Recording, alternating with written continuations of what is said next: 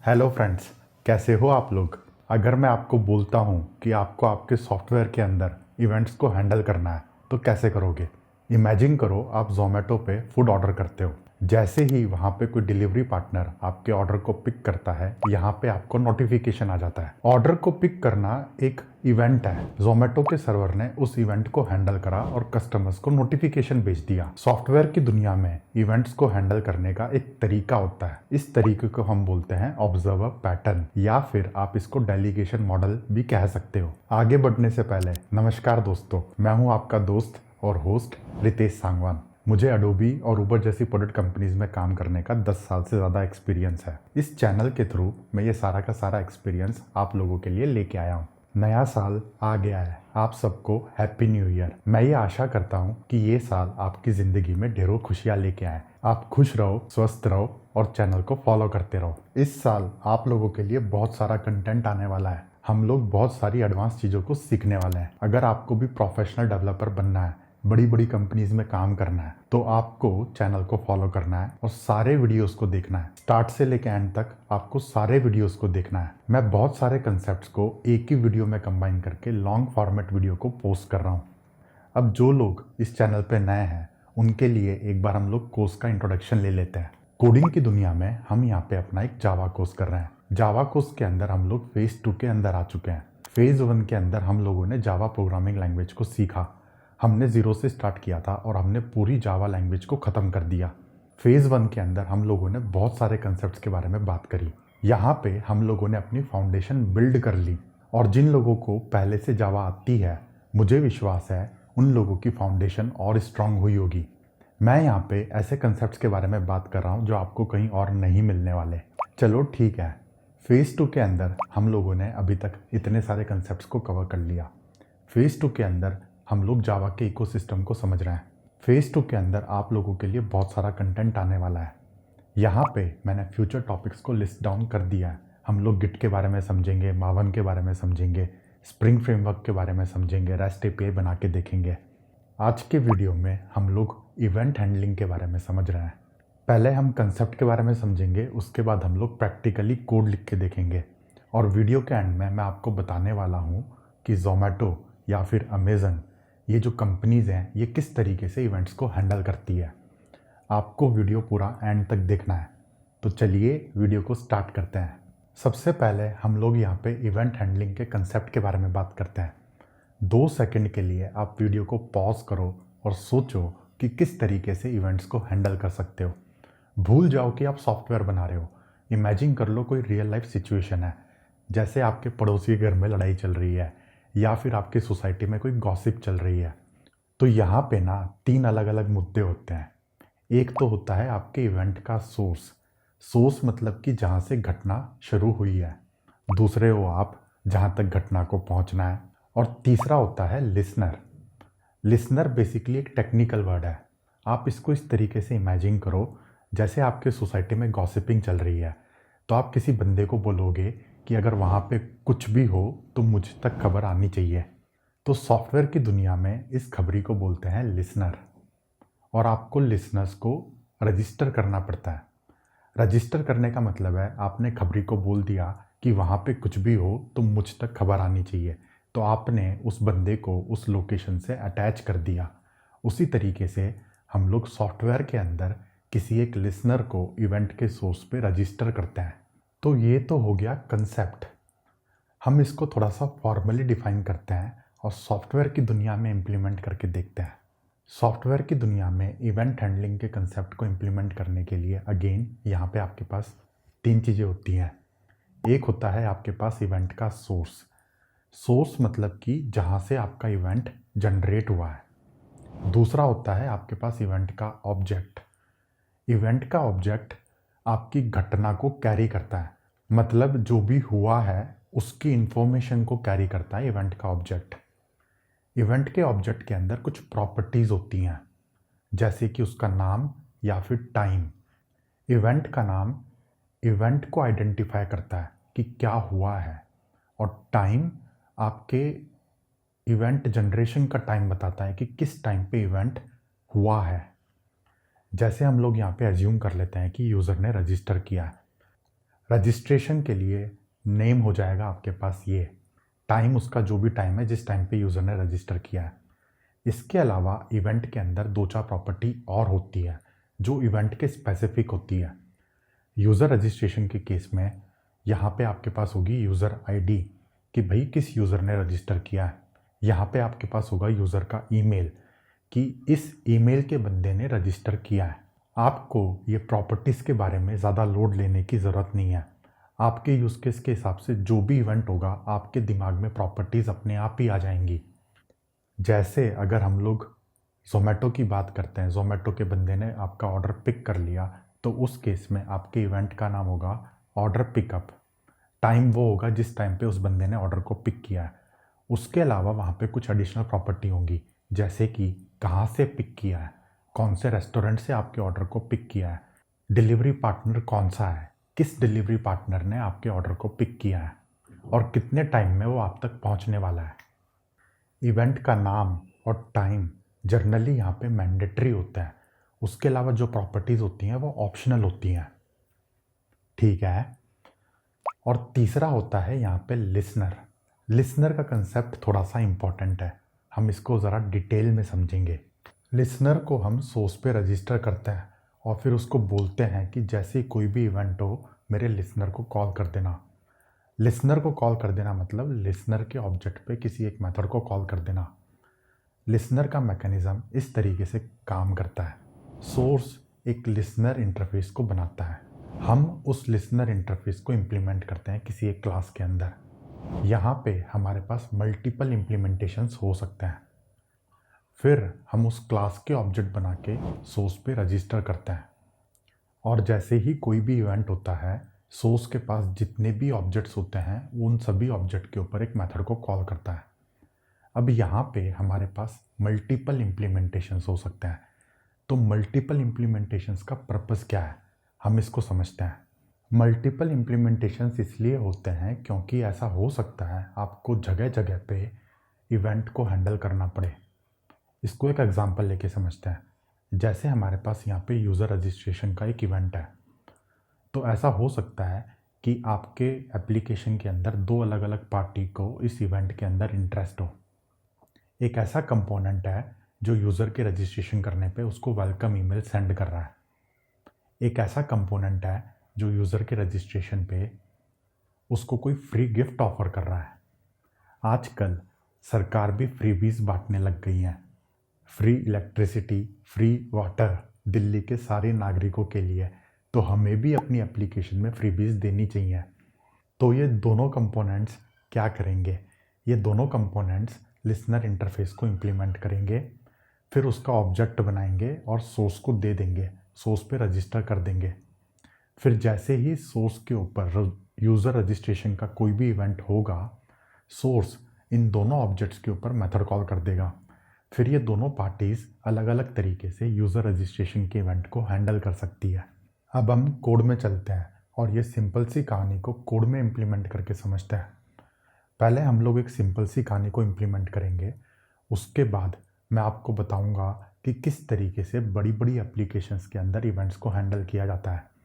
एक हम लोग ज़ोमैटो का एग्जांपल ले लेंगे, एक हम लोग अमेज़न का एग्जांपल ले लेंगे। ज़ोमैटो या अमेज़न बहुत ही बड़ी एप्लीकेशंस हैं, तो उसका कोड तो हम यहाँ पे लिख नहीं सकते, लेकिन मैं आपको कंसेप्चुअली सारा समझाने वाला हूँ। माइक्रो सर्विसेज होती हैं वहाँ पे, मोबाइल एप्लीकेशंस होती हैं, तो ये सब आपस में किस तरीके से कनेक्टेड है हम लोग यहाँ पे समझेंगे। तो मैंने यहाँ पे अपनी आईडी ओपन कर लिया है, आप भी करो और मेरे साथ कोड लिख के देखो। आईडी ओपन करने के बाद मेरे पास यहाँ पे सिंपल सी मेन क्लास है और मेन मेथड है। ऑब्वियस सी बात है, हम लोग मेन क्लास के अंदर कोई भी कोड नहीं लिखने वाला है। इसके लिए मैं एक नया पैकेज बना लेता हूँ। पैकेज बनाने के लिए आप यहाँ पे जाओ, राइट क्लिक करो, न्यू पैकेज। पैकेज का नाम हम दे देते हैं इवेंट्स। अब यहाँ पे 2 अलग अलग पार्टीज़ हैं, एक होता है आपके पास सोर्स, एक होता है डेस्टिनेशन। तो इसके अंदर हम लोग 2 अलग अलग पैकेज बना लेते हैं। एक हम सोर्स का पैकेज बना लेते हैं, वापस से आप यहाँ पे राइट क्लिक करो, न्यू पैकेज, पैकेज का नाम हम दे देते हैं सोर्स। एक हम लोग डेस्टिनेशन का पैकेज बनाते हैं, अगेन वापस से राइट क्लिक करो, न्यू पैकेज, पैकेज का नाम हम देते हैं डेस्टिनेशन। तो हमारे यहाँ पे पैकेज स्ट्रक्चर बन के तैयार हो गया। अब इसके अंदर हम लोग क्लासेस बनाते हैं। सबसे पहले मैं यहाँ पे एक इवेंट नाम की क्लास बनाता हूँ। इवेंट नाम की क्लास आपके इवेंट की इंफॉर्मेशन को कैरी करेगी। तो ये क्लास होगी आपके सोर्स पैकेज के अंदर।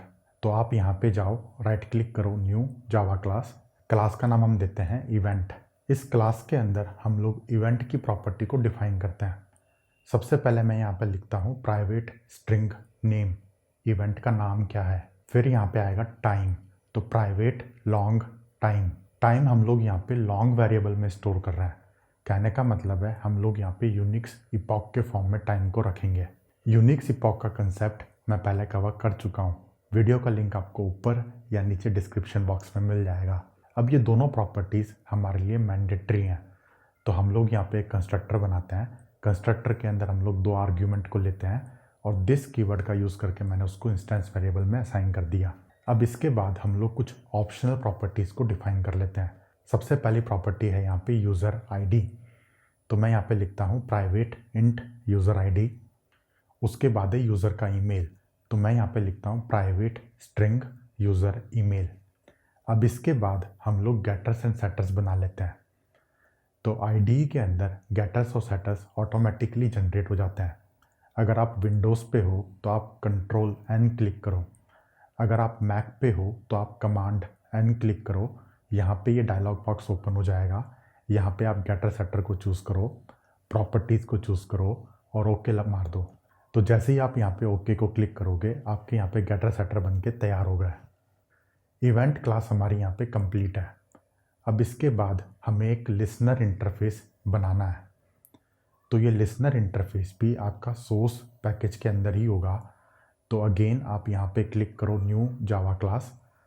क्लास का नाम हम यहाँ पे देते हैं लिसनर, और हमें यहाँ पे क्लास नहीं बनानी है, हमें यहाँ पे इंटरफेस बनाना है। तो आप यहाँ पे इंटरफेस को चूज़ करो, एंटर मारोगे, आपका यहाँ पे इंटरफेस बन के तैयार हो गया। अब इस इंटरफेस के अंदर हम लोग एक मेथड बनाते हैं। एकदम सिंपल सा मेथड है ये, वॉइड हैंडल इवेंट। और इस मेथड का एक ही पैरामीटर होगा, इवेंट टाइप का ऑब्जेक्ट। कहने का मतलब है जो भी क्लास इस इंटरफेस को इम्प्लीमेंट करेगी, सोर्स ये वाले मेथड को कॉल करेगा, और जब वो इस मेथड को कॉल करेगा तो इसके अंदर वो एक इवेंट के ऑब्जेक्ट को पास करेगा। अब हमें इस लिसनर इंटरफेस को इम्प्लीमेंट करना है। इम्प्लीमेंट हम लोग डेस्टिनेशन वाले पैकेज के अंदर करेंगे। ये सोर्स का काम है, इवेंट ऑब्जेक्ट उसके कंट्रोल में होता है। सोर्स की मर्जी होती है कि उसको क्या क्या प्रॉपर्टीज़ को एक्सपोज करना है। लिसनर इंटरफेस उसके कंट्रोल में होता है, सोर्स के कंट्रोल में। उसको जो भी मेथड सिग्नेचर डिफाइन करना होता है वो कर सकता है। हमने यहाँ पे कर दिया, ये दोनों काम हमने यहाँ पे कर दिया। लिसनर इंटरफेस को इम्प्लीमेंट करने का काम होता है डेस्टिनेशन का। सोर्स इवेंट को जनरेट करेगा और लिसनर इंटरफेस पे मेथड को कॉल करेगा। डेस्टिनेशन के अंदर उस इवेंट को हैंडल किया जाएगा। किस तरीके से हैंडल करना है वो डेस्टिनेशन का काम होता है। तो हम लोग यहाँ पे डेस्टिनेशन पैकेज में जाते हैं, राइट क्लिक करते हैं, न्यू जावा क्लास। सबसे पहले हम यहाँ पे वेलकम ईमेल सेंड करने के लिए एक लिसनर बना देते हैं। तो क्लास का नाम मैंने यहाँ पे दे दिया वेलकम ईमेल लिसनर। इस क्लास के अंदर हम लोग लिखते हैं इम्प्लीमेंट्स लिसनर। ओके, अब हमें यहाँ पे एक एरर दिख रही है। एरर इसलिए दिख रही है क्योंकि हमें यहाँ पे मेथड को इम्प्लीमेंट करना पड़ेगा। तो मैं यहाँ पे मेथड को इम्प्लीमेंट कर लेता हूँ। अगर हम कोई प्रोडक्शन एप्लीकेशन लिखेंगे तो यहाँ पे हम लोग एक्चुअल में किसी बंदे को ईमेल सेंड करेंगे, लेकिन हम यहाँ पे सिर्फ कंसेप्ट को समझ रहे हैं। तो यहाँ पे मैं सिंपल एक मैसेज को जनरेट करता हूँ। स्ट्रिंग डॉट फॉर्मेट मेथड को यूज़ करके मैं एक मैसेज को जनरेट करता हूँ, welcome email send to this email, और मैंने यहाँ पे यूज़र का ईमेल एज ए आर्ग्यूमेंट दे दिया। तो स्ट्रिंग डॉट फॉर्मेट एक मेथड है, ये हम लोग पुराने वीडियो में देख चुके हैं। इसके अंदर मैंने यहाँ पे परसेंटेज एस को यूज़ कर रखा है, ये आपका एक फॉर्मेट स्पेसिफायर है।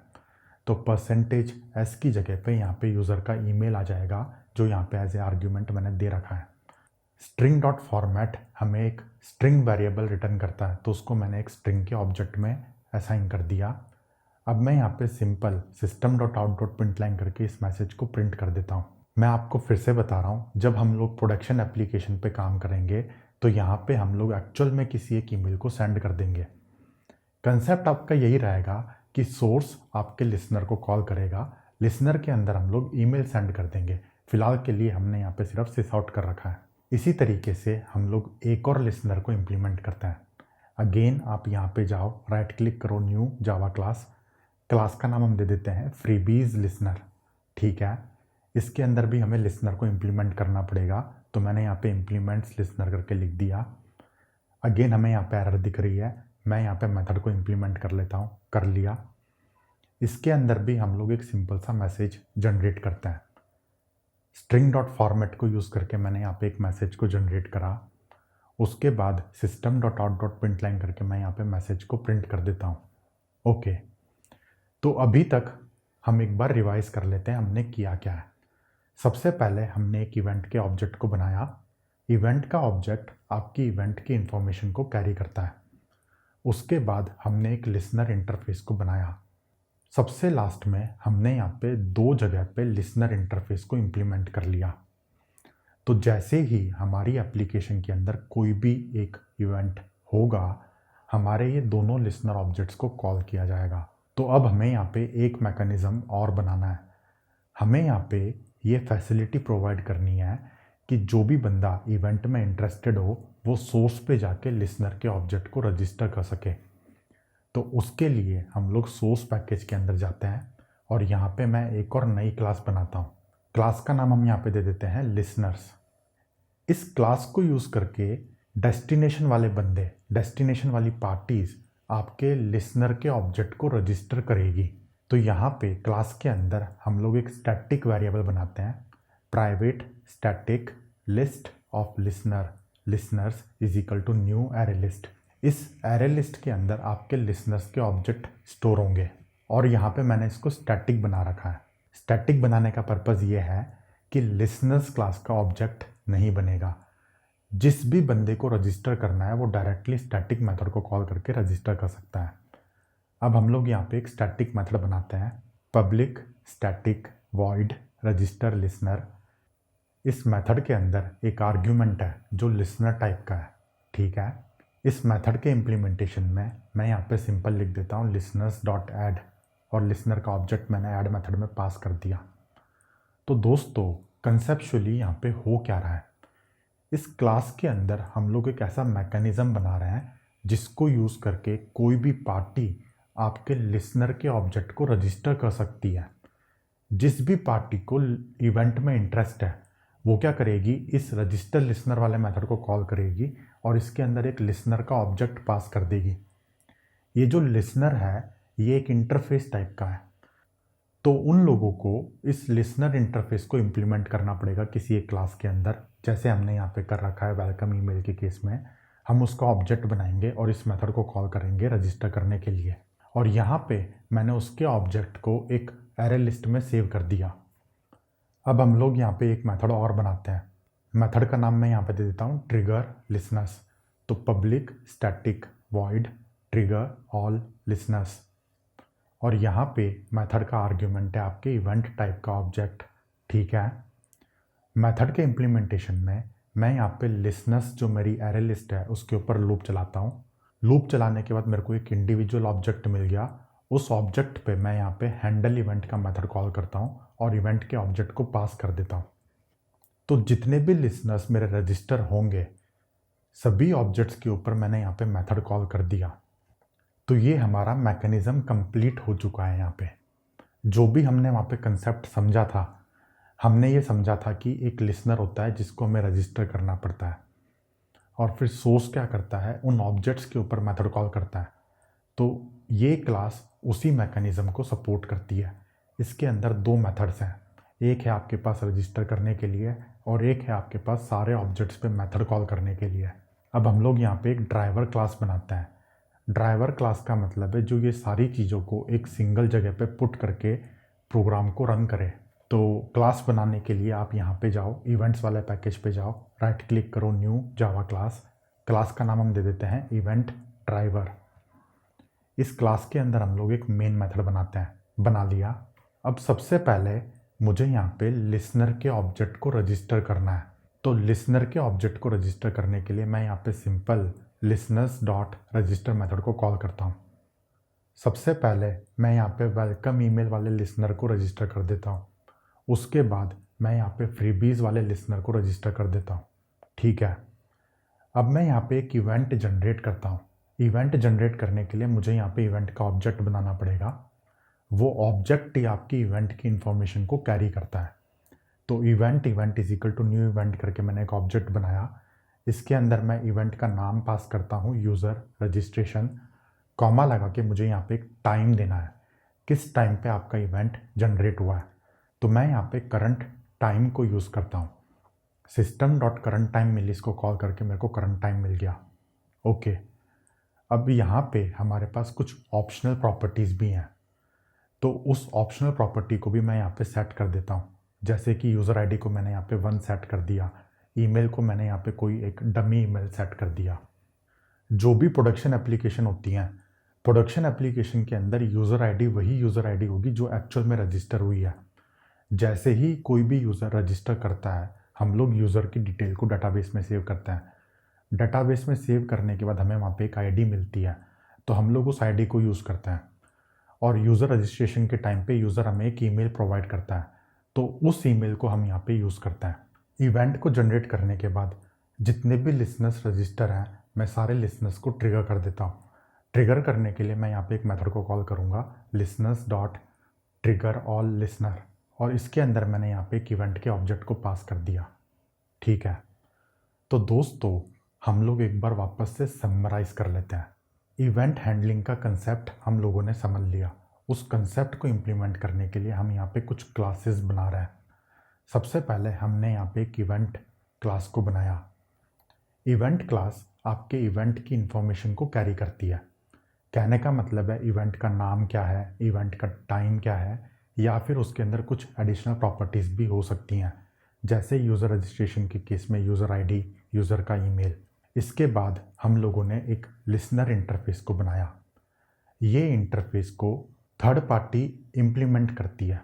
थर्ड पार्टी का मतलब है ऐसी कोई भी कंपोनेंट जिसको इवेंट के अंदर इंटरेस्ट है। तो इसके अंदर हम लोग सिर्फ मेथड के सिग्नेचर को डिफाइन करते हैं। तो मैंने यहाँ पे एक सिंपल सा मेथड बना रखा है, हैंडल इवेंट। उस मेथड के अंदर मैं एक इवेंट के ऑब्जेक्ट को पास करता हूँ। कहने का मतलब है ये ऑब्जेक्ट जो है ये आपके इवेंट की इंफॉर्मेशन को कैरी कर रहा है, और ये वाला इवेंट हुआ है, आप इसको हैंडल कर लो जैसे आपका मन करे। इसके बाद हम लोगों ने इस लिसनर इंटरफेस को इम्प्लीमेंट करा 2 अलग अलग जगह पे। पहले हमने यहाँ पे वेलकम ईमेल लिसनर बनाया। इसका काम ये है कि जैसे ही कोई भी यूज़र रजिस्टर करे, वो यूज़र को एक वेलकम ईमेल सेंड कर दे। अभी हमने यहाँ पे एक डमी कोड लिखा हुआ है। एक्चुअल में प्रोडक्शन एप्लीकेशन के अंदर हम लोग रियल में ईमेल सेंड करते हैं, किसी भी थर्ड पार्टी सर्विस को यूज़ करके हम लोग ईमेल सेंड करते हैं। इसके बाद हम लोगों ने यहाँ पे एक फ्रीबीज लिसनर को बनाया। इसका काम ये है कि जैसे ही कोई भी यूज़र रजिस्टर हो जाए, वो यूज़र को कुछ फ्री गिफ्ट दे दे। तो अगेन हमने यहाँ पे डमी कोड लिखा हुआ है। एक्चुअल एप्लीकेशन में क्या होगा कि आपके वैलेट के अंदर कुछ पैसे आ जाएंगे या फिर आपको कुछ क्रेडिट मिल जाएगा।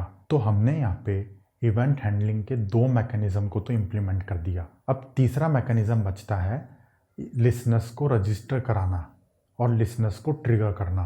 तो लिसनर्स को रजिस्टर कराने के लिए हमने यहाँ पे एक स्टैटिक क्लास बनाई। सोर्स के अंदर हमने यहाँ पे एक स्टैटिक क्लास बनाई लिसनर्स नाम की। इसके अंदर हमने यहाँ पे एक एरे लिस्ट बनाई। एरे लिस्ट के अंदर हम लोग लिसनर ऑब्जेक्ट्स को स्टोर कर रहे हैं, और यहाँ पे हमारे पास एक रजिस्टर मेथड है। रजिस्टर मेथड को कॉल करके कोई भी कंपोनेंट आपके इवेंट लिसनर ऑब्जेक्ट को रजिस्टर कर सकता है। इसके बाद हमने यहाँ पे एक ट्रिगर ऑल लिसनर्स का मेथड बनाया। ये मेथड क्या करता है, जितने भी हमारे रजिस्टर्ड लिसनर्स हैं उसके ऊपर मेथड कॉल कर देता है हैंडल इवेंट का, और वो इवेंट के ऑब्जेक्ट को पास कर देता है। फिर सबसे लास्ट में ये सारी चीज़ों को कंबाइन करने के लिए हमने यहाँ पे एक ड्राइवर क्लास बनाई। ड्राइवर क्लास क्या करती है, सबसे पहले लिसनर्स को रजिस्टर करती है, उसके बाद वो एक इवेंट को जनरेट करती है, और उसके बाद वो सारे लिसनर्स को ट्रिगर कर देती है। अब हम लोग प्रोग्राम को रन करते हैं। प्रोग्राम को रन करा मैंने, और मेरे को ये वाला आउटपुट दिख रहा है। जितने भी लिसनर्स हमने यहाँ पे रजिस्टर करे हैं, सारे के सारे लिसनर्स ट्रिगर हो गए, और हमने वहाँ पे जो भी डमी मैसेज को प्रिंट कर रखा था वो मैसेज हमें यहाँ पे दिख रहा है। ओके, अब दोस्तों ये तो होगी बेसिक कहानी। मैं आप लोगों को थोड़ा और एडवांस लेके जाता हूँ। आप यहाँ पे ध्यान से देखो, हमारे पास यहाँ पे मेन मेथड है। मेन मेथड के अंदर से हमने सारे लिसनर्स को ट्रिगर कर रखा है। हम एक बार इस मेथड को ओपन करते हैं तो यहाँ पे हम लोग फॉर लूप का यूज़ करके सारे लिसनर ऑब्जेक्ट के ऊपर हैंडल इवेंट के मेथड को कॉल कर रहे हैं। तो ये जितना भी काम हो रहा है ना, ये सारा का सारा काम आपके मेन थ्रेड के अंदर हो रहा है। अब ऐसा भी हो सकता है कि कोई बंदे को ज़्यादा अच्छे से प्रोग्रामिंग ना आती हो और उसने इवेंट को हैंडल करने में बहुत टाइम लगा दिया। तो जितना भी टाइम आपके इवेंट को हैंडल करने में लगेगा, उतने टाइम तक आपका थ्रेड यहीं पे बैठा रहेगा। जो भी डेस्टिनेशन वाला कोड होता है वो हमारे कंट्रोल में नहीं होता है। वहाँ पे कितना भी टाइम लग सकता है, हो सकता है 5 सेकंड लगे, हो सकता है 10 सेकंड लगे, हो सकता है 1 मिनट लगे। तो 1 मिनट तक आपके फॉर लूप यहीं पे बैठा हुआ है। और अगर आपके पास बहुत सारे लिसनर्स के ऑब्जेक्ट हैं, इमेजिन कर लो आपके पास 100 लिसनर्स के ऑब्जेक्ट हैं, तो ये तो एक बैड डिज़ाइन है। इसके लिए हम क्या करते हैं, जब भी हम लोग लिसनर को कॉल करते हैं, हम लोग किसी थर्ड पार्टी थ्रेड के अंदर कॉल करते हैं। जिस थ्रेड में मैंने यहाँ पे कॉल कर रखा है, हम उस थ्रेड को यूज़ नहीं करते हैं। हम लोग एक एडिशनल थ्रेड बनाते हैं और उस थ्रेड के अंदर से लिसनर के ऑब्जेक्ट्स को कॉल करते हैं। अभी तक हमने जितने भी कंसेप्ट सीखे हैं, वो सारे कंसेप्ट्स को कंबाइन करके हम ये काम बहुत ही ईजीली कर सकते हैं। हम इसको इम्प्लीमेंट करके देखते हैं। सबसे पहले मैं यहाँ पे एक एग्जीक्यूटर सर्विस बनाता हूँ। लिसनर्स क्लास के अंदर सबसे ऊपर जाके हम लोग एक क्लास वेरिएबल डिफाइन करते हैं, private static final executor service variable का कोई नाम is equal to executors dot new fixed thread pool executor. और इसके अंदर मैंने नंबर ऑफ थ्रेड्स को पास कर दिया। हम लोग जब भी लिसनर को ट्रिगर करेंगे, एग्जीक्यूटर सर्विस को यूज़ करके लिसनर को ट्रिगर करेंगे। अब हम लोग एक नया मेथड बनाते हैं। यहाँ पे मैंने ट्रिगर ऑल लिसनर्स मेथड बना रखा है। सेम टू सेम मैं यहाँ पे एक दूसरा मेथड बनाता हूँ, public static void trigger all listeners async. Async मतलब कि सारे लिसनर्स को एसिंक फैशन में ट्रिगर करो। और अगेन इसके अंदर हमारे पास एक पैरामीटर है इवेंट ऑब्जेक्ट। अब इस मेथड के अंदर हम लोग सिंपल फॉर लूप लगाते हैं। जो भी लिसनर्स का मेरे पास एरे लिस्ट है उसके ऊपर मैंने लूप चलाया। लूप के अंदर मैं यहाँ पे एग्जीक्यूटर सर्विस को एक टास्क सबमिट कर देता हूँ और यहाँ पे मैंने लैम्डा एक्सप्रेशन को यूज़ किया है। और लैम्डा एक्सप्रेशन के अंदर मैंने यहाँ पे लिसनर के हैंडल इवेंट मेथड को कॉल करा है। तो ये जो हैंडल इवेंट वाला मेथड है, ये एक नए थ्रेड के अंदर एग्जीक्यूट होगा। जो भी हमने सबमिट करा है, सबमिट मेथड आपका तुरंत रिटर्न आ जाएगा। बस हमें इतना सा काम करना है और कुछ नहीं करना। सबमिट मेथड हमें एक फ्यूचर का ऑब्जेक्ट रिटर्न करता है, हमें ज़रूरत भी नहीं है। हमने यहाँ पे लिसनर को ट्रिगर करा और हम भूल गए कि वो कब अपना काम ख़त्म करेगा भी या नहीं करेगा, हमें फ़र्क नहीं पड़ता। हमारा काम, हमारी रिस्पॉन्सिबिलिटी सिर्फ इतनी है कि हम लोग लिसनर के मेथड को कॉल करते हैं।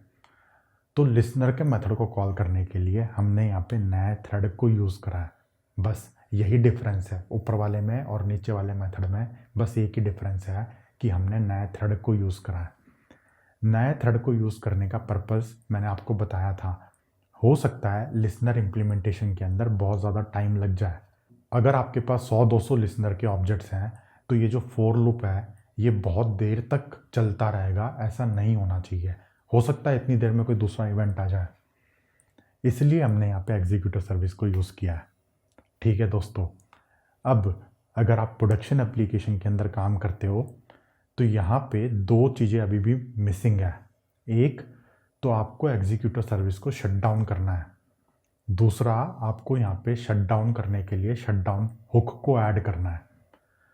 तो शट डाउन हुक एक थ्रेड होता है, इतना हमें पता है। तो हम लोग यहाँ पे एक थ्रेड बनाते हैं। सबसे नीचे जाके मैं यहाँ पे एक सिंपल सी क्लास बनाता हूँ, private static class shut down hook x tends thread. इसके अंदर हम लोग रन मेथड को इम्प्लीमेंट करते हैं। इम्प्लीमेंट किया मैंने। अब हम लोग यहाँ पे एग्जीक्यूटर सर्विस को शट डाउन करते हैं। शट डाउन करने के 3 स्टेप होते हैं। तीनों स्टेप को हम लोग समझ चुके हैं, तो वो तीनों स्टेप को हम लोग यहाँ पे इम्प्लीमेंट करते हैं। सबसे पहले मैं यहाँ पे system.out.println करके लिखता हूँ शटिंग डाउन एग्जीक्यूटर सर्विस। इसके बाद मैं शट डाउन मेथड को कॉल करता हूँ।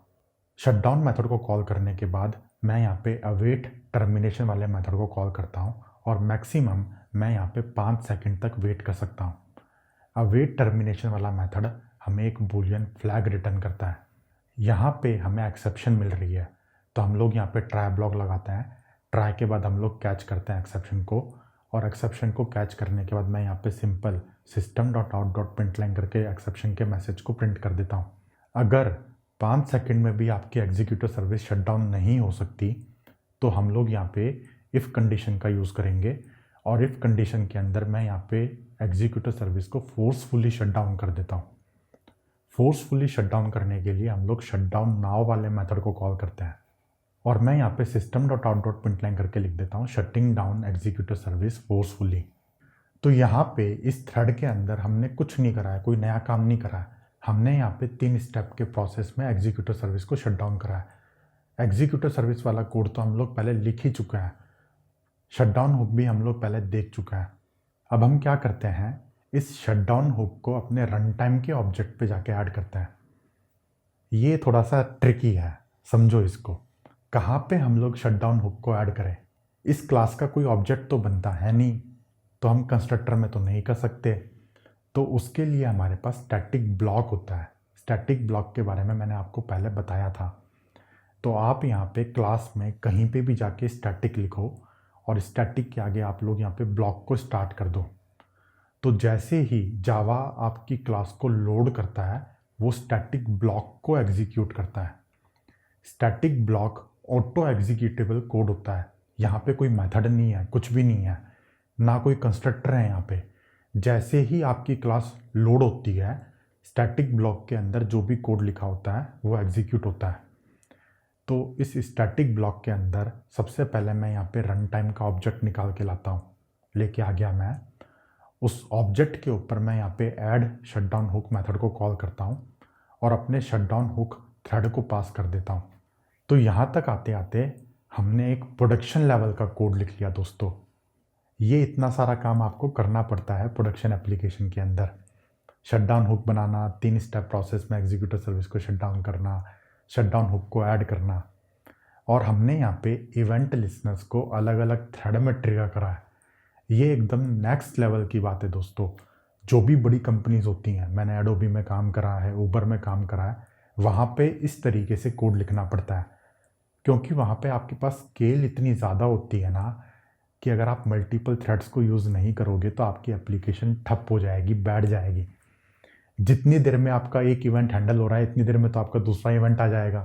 गूगल पे 1 सेकंड में कितने यूज़र के रजिस्ट्रेशन होते होंगे, आप खुद सोच सकते हो कितने लोग रजिस्टर करते होंगे। तो वहाँ पे अगर आप सब कुछ एक ही थ्रेड के अंदर करोगे तो भैया हो गया। नहीं, मल्टीपल थ्रेड्स के अंदर हमने लिसनर्स को ट्रिगर कर रखा है। ये एक नई चीज़ है जो मुझे आपको बतानी थी। मुझे उम्मीद है आपको समझ में आई होगी। अब हमें क्या करना है, अब हम लोग वापस अपनी ड्राइवर क्लास के अंदर चलते हैं, और यहाँ पे मैंने जो ये मेथड कॉल कर रखा है ट्रिगर ऑल लिसनर्स, इसकी जगह पे मैं एसिंक वाला मेथड कॉल कर देता हूँ बस, और मुझे कुछ करने की ज़रूरत है नहीं। अब मैं वापस से प्रोग्राम को रन करता हूँ। मैंने यहाँ पे वापस से प्रोग्राम को रन करा, आपको ये वाला आउटपुट दिख रहा है। दोनों लिसनर्स मेरे यहाँ पे ट्रिगर हो गए हैं। अब यहाँ पे एक इम्पॉर्टेंट पॉइंट है दोस्तों, मेरा प्रोग्राम अभी भी चल रहा है। पिछले वाले केस में तो मेरा प्रोग्राम मर गया था, जैसे ही वहाँ पे लिसनर्स ट्रिगर हुए प्रोग्राम स्टॉप हो गया। लेकिन इस केस के अंदर प्रोग्राम चल रहा है। क्यों? इसका जवाब मैं आपको पहले दे चुका हूँ। जावा के अंदर जब तक कोई भी नॉन डेमन थ्रेड चलता रहेगा, आपका प्रोग्राम चलता रहेगा। तो मेन थ्रेड तो हमारा यहाँ पे कंप्लीट हो गया, लेकिन हमने यहाँ पे एक एग्जीक्यूटिव सर्विस बना रखी है। एग्जीक्यूटिव सर्विस के अंदर हमने नॉन डायमंड थ्रेड्स को बना रखा है। तो जब तक आपकी एग्जीक्यूटिव सर्विस चल रही है तब तक हमारा प्रोग्राम भी चल रहा है, और इसमें कोई दिक्कत नहीं है। आप सोच रहे होगे कि यार ये तो प्रोग्राम है भी चल रहा है। नहीं, ऐसा नहीं होता है। जो भी प्रोडक्शन एप्लीकेशन होती हैं, जो भी आपकी वेब एप्लीकेशन होती हैं, वो तो 24 घंटे चलती रहती है। तो चलने तो क्या फ़र्क पड़ता है, हमारी एप्लीकेशन भी चल रही है। जब हम लोग वेब एप्लीकेशन बनाएंगे उसके अंदर ही तो इवेंट हैंडल होता है। जैसे जोमेटो का सर्वर इवेंट को हैंडल करता है, अमेजन का सर्वर इवेंट को हैंडल करता है, तो वो 24 घंटे चलती रहती है। उनके अंदर एग्जीक्यूटिव सर्विस बना रखी है, हमने भी बना दी। फिलहाल के लिए हम लोग इसको फोर्सफुली इंटरप्ट कर देते हैं। यहाँ पे ये जो रेड कलर का बटन है आप इसको प्रेस करो। हमने यहाँ पे मैनुअल इंटरप्ट कर दिया अपने प्रोग्राम को। ओके, तो दोस्तों यहाँ तक आते आते हम लोग इवेंट हैंडलिंग के कंसेप्ट को समझ चुके हैं। हमने उस कंसेप्ट को प्रैक्टिकली कोड में इम्प्लीमेंट करके देख लिया। अब यहाँ पे आप सोच रहे होगे कि यार जोमेटो इस तरीके से थोड़ी ना करता है, वो थोड़ी ना खुद यूज़र का रजिस्ट्रेशन का इवेंट बनाएगा, सेंड करेगा। तो वहाँ पे ना थोड़ा सा अलग तरीके से काम चलता है। वहाँ पे अलग तरीके से काम इसलिए चलता है क्योंकि जोमेटो के सर्वर पे कोई एक यूज़र आता है और वो खुद अपने आप को रजिस्टर करता है। उस चीज़ को यहाँ पे सिमुलेट करने के लिए मैंने एक मेन मेथड बना रखा है। तो जो भी आपकी प्रोडक्शन एप्लीकेशन होती है, प्रोडक्शन एप्लीकेशन जैसे जोमेटो, अमेज़न वगैरह वगैरह, इनके अंदर आपका ये ड्राइवर क्लास का ही फ़र्क होता है।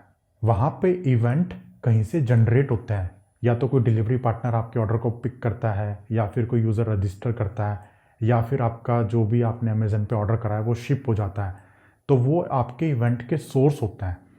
हमने यहाँ पे अपने इवेंट के सोर्स को मैन्युअली सिमुलेट कर रखा है। तो उन केसेस में किस तरीके से काम चलता है हम एक बार उसको कंसेप्चुअली समझते हैं।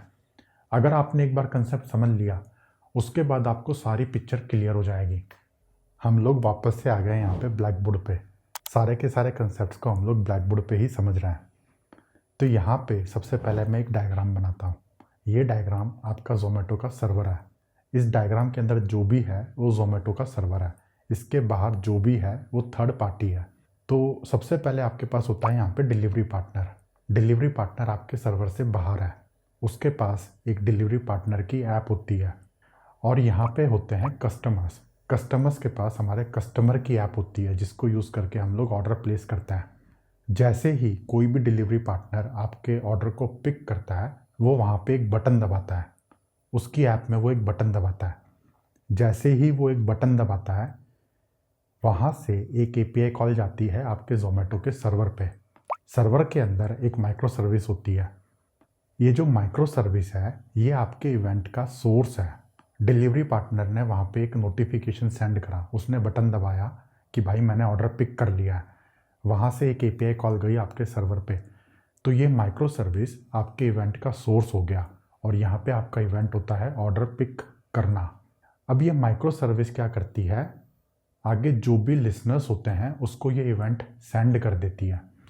तो हमने हमारे केस में देखा कि हम लोग सीधा फॉर लूप का यूज़ करके लिसनर्स को ट्रिगर कर रहे हैं, लेकिन जोमेटो एक बहुत ही बड़ी एप्लीकेशन है। वहाँ पे आपको एक स्केल पे काम करना पड़ता है। जैसे वहाँ पे 10 लाख ऑर्डर होते हैं एक दिन के अंदर, तो एक सेकंड के अंदर कितने होंगे आप डिवाइड करके देख लो, इतने होंगे। तो इतने ऑर्डर्स को एक सेकंड में हैंडल करने के लिए वो वहाँ पे सिंपल फॉर लूप नहीं लगा सकते। वहाँ पे वो क्या करते हैं, इस इवेंट को एक क्यू के अंदर डालते हैं। हमने जो कलेक्शन फ्रेमवर्क में क्यू देखी थी वो वाली क्यू नहीं है यहाँ पे। यहाँ पे एक डिस्ट्रीब्यूटेड क्यू है, जैसे कि काफका। काफका आपको डिस्ट्रीब्यूटेड क्यू प्रोवाइड करता है। इस चैनल पे हम लोग काफका को भी समझेंगे। फिलहाल हम यहाँ पे कंसेप्ट पे फोकस कर रहे हैं दोस्तों। तो उसने क्यू के अंदर डाल दिया इवेंट को। फिर उस क्यू के ऊपर आपके कंज्यूमर्स होते हैं। एक क्यू के ऊपर मल्टीपल टाइप के कंज्यूमर्स हो सकते हैं। जैसे एक कंज्यूमर का काम है कस्टमर्स को नोटिफाई करना, दूसरे कंज्यूमर का काम कुछ और हो सकता है, तीसरे कंज्यूमर का काम कुछ और हो सकता है। तो एक ऐसी सर्विस है जो इवेंट को जनरेट करे जा रही है, वो क्यू के अंदर डाले जा रही है और उस क्यू के अंदर से मल्टीपल टाइप के कंज्यूमर्स उस इवेंट को पिक कर रहे हैं। यहाँ पे आपको बस एक चीज़ पे फोकस करना है, मल्टीपल टाइप के कंज्यूमर्स। टाइप मतलब कि वो कंज्यूमर का काम क्या है, कस्टमर्स को नोटिफाई करने का काम है, या फिर डाटाबेस में अपडेट करने का काम है, या फिर कोई और काम है। कंज्यूमर इवेंट को पिक करने के बाद उस इवेंट को प्रोसेस करता है। इवेंट को प्रोसेस करने के लिए वो क्या करेगा, जिस भी कस्टमर का इवेंट होता है वो उस कस्टमर को नोटिफिकेशन सेंड करता है। तो नोटिफिकेशन सेंड करने के लिए वो एक टेक्नोलॉजी को यूज़ करता है। अगर उसके पास एंड्रॉयड का फ़ोन है तो वो एक अलग टेक्नोलॉजी को यूज़ करेगा। अगर उसके पास iOS का फ़ोन है तो एक अलग टेक्नोलॉजी को यूज़ करेगा। उस टेक्नोलॉजी को यूज़ करके एक कंज्यूमर हमारे डिवाइस तक नोटिफिकेशन पहुंचाता है और हमें हमारे डिवाइस में दिखता है कि ऑर्डर पिक्ड अप। तो ये पूरा सिस्टम कोहेसिवली काम करता है। ये जो मैंने यहाँ पे बॉक्स बना रखा है, इस बॉक्स के अंदर मल्टीपल कंपोनेंट्स चलते रहते हैं। जैसे आपके पास एक माइक्रो सर्विस है, कंज्यूमर है, काफका है। तो ये जितने भी सिस्टम हैं ये ज़ोमैटो का सर्वर है।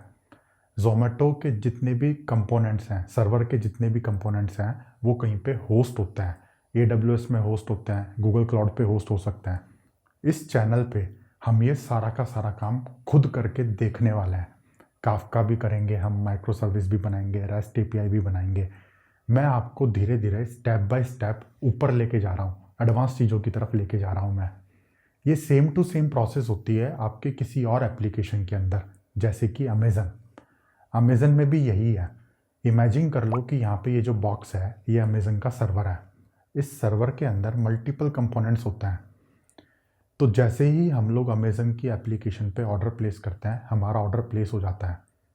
फिर उसके बाद हमें ऑर्डर के नोटिफिकेशंस मिलते रहते हैं कि order shipped, order out for delivery.